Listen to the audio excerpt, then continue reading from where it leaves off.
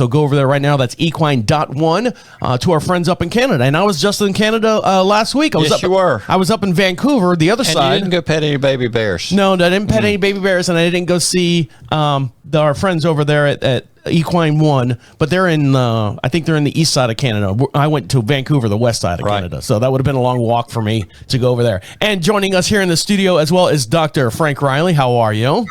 There. Good morning. So we were talking about laminitis and insulin resistant. Now, I know I've asked this question before, but we've only done 300 shows already, and I probably forgot the answer already. Can a horse be diabetic? When you say insulin, because both my mom and dad are both diabetic, and I have to be conscious about that. And you talk about insulin resistance as well. Is there something that we can give a horse to improve that, a shot or anything like that? Or is it just strictly maintain what they take in and what we give them to so they don't get insulin resistant? I guess, is there a shot, like we would do an insulin shot type deal? Is there anything like that in the horse community? Well, I mean, that's a very good question. And often it's kind of misinterpreted as, years ago it was called, horse diabetes and things like that, and also called, horse pre-Cushing's.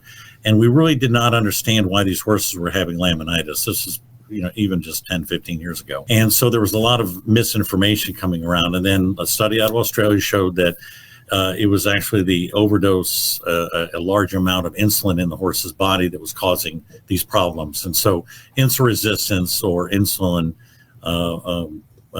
generated laminitis is now the number one cause of laminitis in horses.